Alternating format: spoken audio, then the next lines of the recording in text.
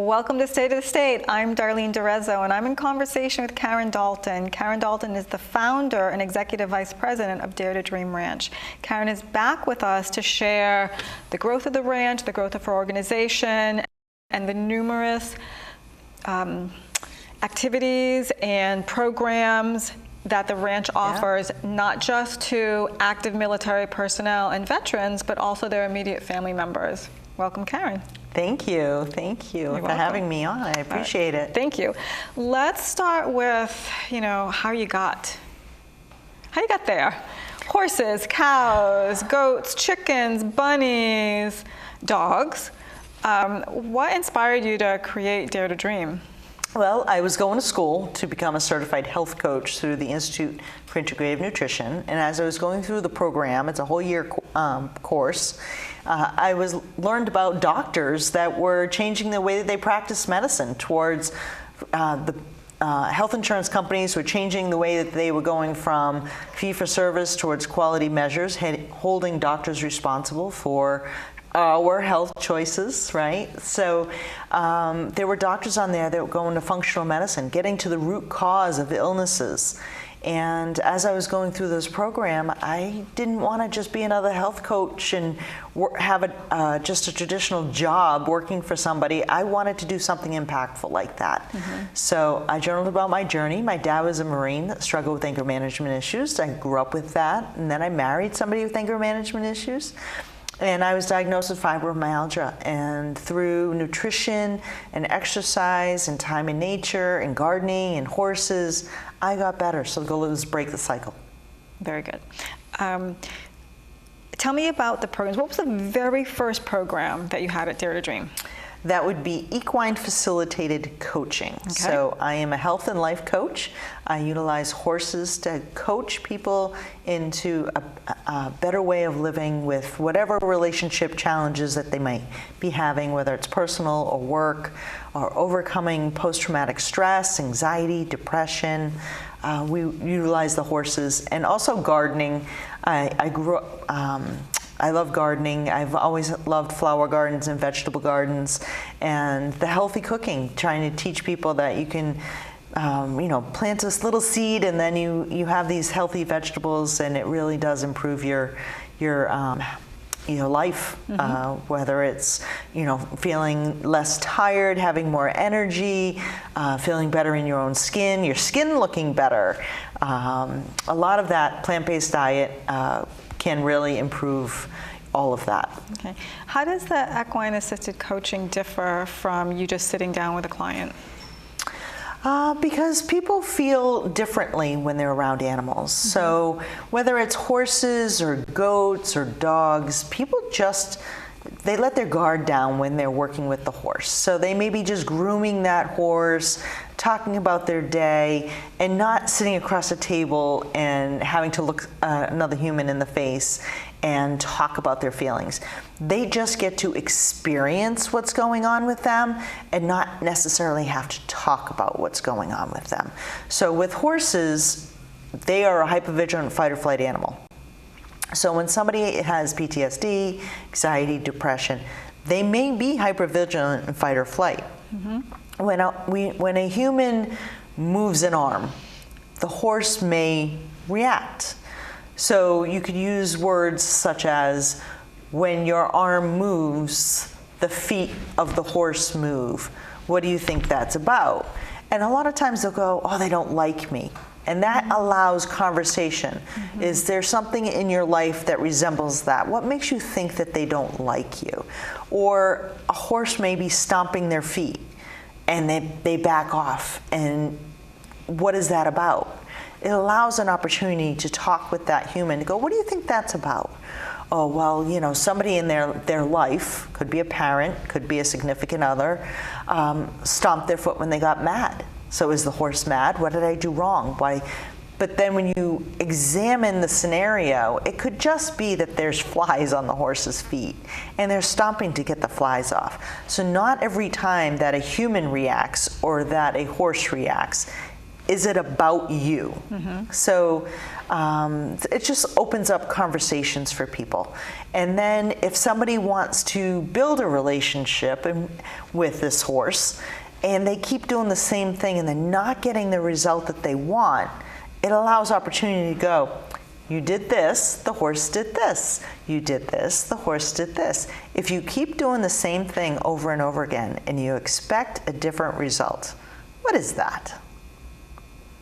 And it allows an opportunity for them to give feedback. To do a little self-reflection. Right, right. So, from people having relationship issues, fear of making a relationship go wrong because of their own insecurities that are going on. It's a great way to utilize the horse to be able to give them tools for their toolbox, what we like to say, the mental health toolbox, right? So there's always things going on in life that you can utilize the horse and things that you learn in that, whether it's a 30-minute session or a 60-minute session, that each week your confidence grows.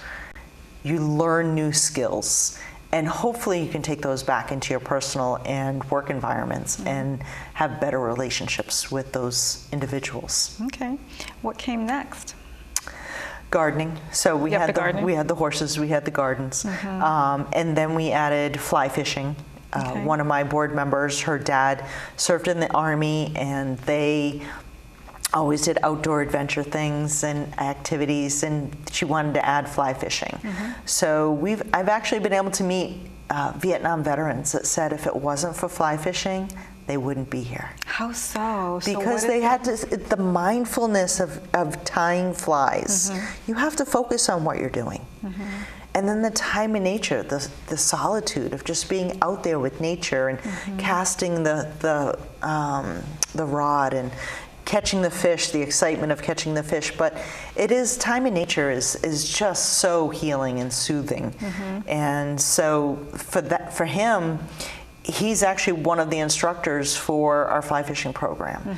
And he helps to educate others on what helped him, and really that is how we keep moving forward, right? We keep finding things that helped us. I call it healing through service. And we just find what helped us, and we try to help others with that. So for me, it was the gardening and the horses. And then for somebody else, it was the fly fishing. We also had somebody that started woodworking when he got out of the Navy, and the VA sent him to school for woodworking and engraving.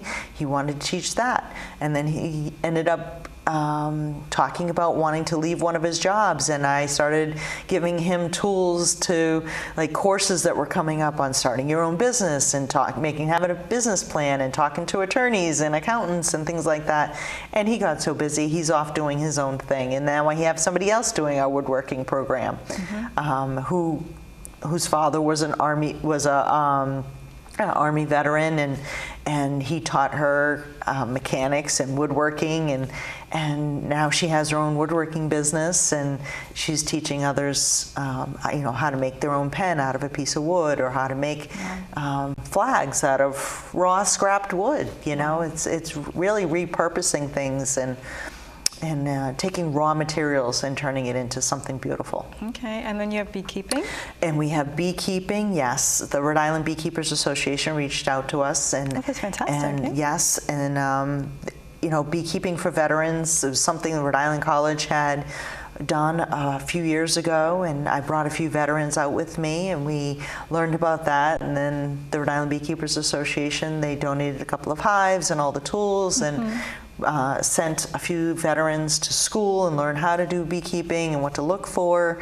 And it's really pretty amazing, because you have to slow down to handle them. If you move fast and you're whipping things around, you're going to agitate the bees. If the bees get agitated, you might get stung. So really amazing to see people that are not quick to slow down and be supportive of humans, but will be very slow and push the bees aside. Well, move out of the way, I don't want to squish you, and really be able to be in the moment and be mindful of that, and enjoying getting the honey out of it in the process. So lots of lots of good things with that. And then agrotherapy, the farming itself, of learning how to take care of and feed and be a responsible animal owner, whether it's with the goats or the rabbits or the horses or the chickens.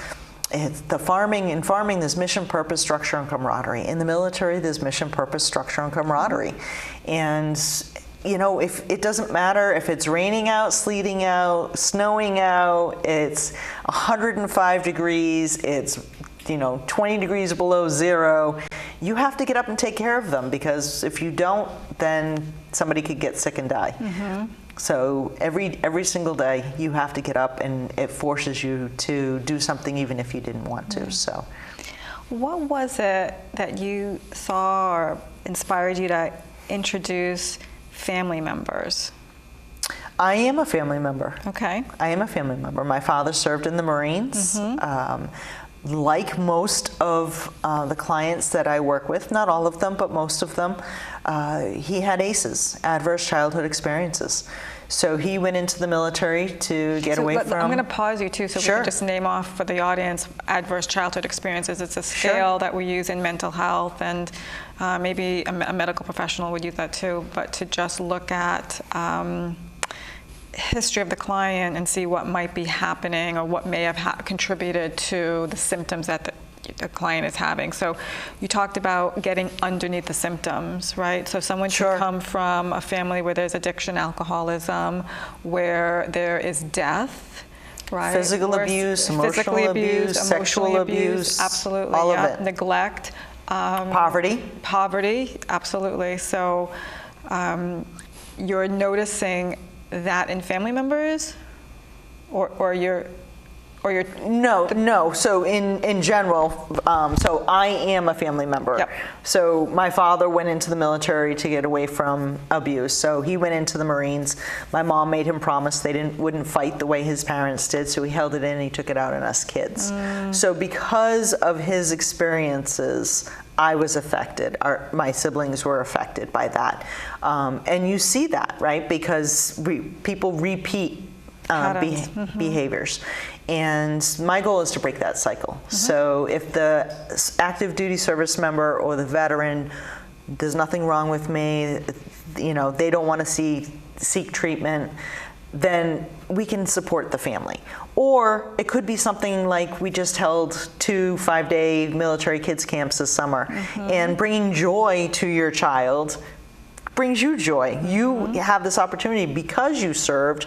Your children get to go here and participate in these programs, and maybe they couldn't afford that. You know, if somebody is paying for a horse camp, let's say, it could be $250 or up for the week. Oh, if you it could be more. $90 a day. It could be $90 a day. So depending on where you live and the camp that you attend, will depend on how much that costs. Now, if you have, one child, maybe you can afford it. If you have 2 or 3 or 4 or 6, you might not be able to afford it. So for us, we're able to bring joy to these children and also to the parents for offering these programs to them. Yeah, and support the kids whose parents may be pre-deployment, maybe pre-deployment, on deployment, maybe coming back. Okay. Mid-deployment, so they can come together at the ranch. We host pre-deployment events at the ranch. We also host mid-deployment. So we just hosted a mid-deployment event at the ranch where the family members got to come together, and I had a friend do face painting, and we did petting zoos and pony rides, and they had a wonderful day. And my favorite quote when people come is, "This is the best day ever." So I hear it often. I hear it all the time. The kids that were at the military kids camp didn't want to leave. They're like, "I can't believe it's Friday. I don't want this to end." So that makes me feel good that they don't want to leave. That they're having such a great time. At the mid-deployment event that we hosted last month, they were FaceTiming and Snapchatting with their loved ones that were deployed. And at one point, the mother said to the son, "This is the best day," and to be able to provide that just gives you joy. So that's the best day on a ranch, right? And that fuels you, inspires you, Right. moves you forward, encourages you. What does the worst day on the ranch look like? Or a bad day? Oh, well, obviously if an animal passes, that is the hardest. It's always hard. Whether you have to put down a horse, whether you have to put down a dog, or, something randomly happens and an animal dies or gets really sick, and you have a horse that colics and you're pacing back and forth and you're running around getting medicine and you're praying that it's going to work. So those are the bad days. You have hard days where something breaks, but those aren't the bad days. The bad days are when you lose a life. Those are the bad days. Yeah. Challenges, we do everything at no cost to our clients. So I have to fundraise. So let's talk about where you do get your funding from. Individual donors, okay. Sponsors, corporate sponsors, individual sponsors, grants. We're constantly trying to find grants to be able to provide what we do. And we host events. We have an upcoming gala. Yeah, so tell us about that. Yeah, September 16th. It's at the Crown Plaza. It's from 5:30 to 10:30. Tickets are $150 per person. Or you can, if you have somebody that owns a business, they can be a sponsor as well. And get a table? Get a whole table. Great. You can, with sponsorship, there's different levels from advertisement in the program booklet for the night, recognition at the event, to signs at the farm. So when people come out there and they're in the paddocks with the horses or in the riding arena, there's corporate our sponsorship signs are in there, as well as logos and links on the website. So when somebody goes to our website, there's your business right there. So there's different levels of sponsorships, but we're always looking for that big donor. You had a very big donor recently, correct? We had a donor last year that donated a indoor riding arena. The 861st Engineer, the Rhode Island National Guard Engineer Unit, put up the container or the fabric tent, but it's a double truss. It's huge. It's 40 feet by 80 feet by 24 feet high. So it took special equipment and a lot of people and a lot of hands, and but it's up. It's up. We had a United Way out there today with a neighborhood health plan, doing different activities, volunteer activities today, from digging holes and putting in fence posts so that we can attach panels for the indoor arena so that the animals don't go through the tent fabric. Oh, okay. So you have to put you put up you had the tent fabric, but then we put up, dug holes and put in posts, and then we'll put panels to protect so that they don't go through the fabric. It's a little different from when you have a wooden wall. Okay. So we have to make sure that the horses can't go through the fabric. Yeah. And then they were doing fresh coats of paint in the house for when the veterans come to stay on Wednesday, and they're going to be there for 5 days. And so that's nice fresh coat of paint, and everything's nice and clean and ready for them to go. So that's nice. And you participate in 401 Gives every year. Absolutely. That's a huge fundraising. Oh, it's huge. When COVID hit, a lot of nonprofits went out of business because you couldn't host any in-person events. So if you paid for everything through a 5K or a golf tournament or anything like that, you couldn't do it. So United Way did their 401 Gives, and we did really well. We were in the top 5 the first year. The second year we were second place. Wow. And then we were within the top 5 last year, this last April. But we averaged between $80,000 and $100,000 for that one event. Okay. So what are your plans with this donation money, grant money? Yes. So obviously to cover our current programs, so individual equine sessions, beekeeping sessions, woodworking sessions, individual programs for the National Guard to be able to provide for them so that they don't then have to go out and try to find funding to be able to provide this type of program for their members for pre-post mid-deployment events. Also, we host whole-day veteran retreats, 5-day veteran retreats, the military kids camps, and I'm looking to expand again. So we just converted the loft of our barn into an area that can be used for classes, whether it's yoga class or art class or different programs.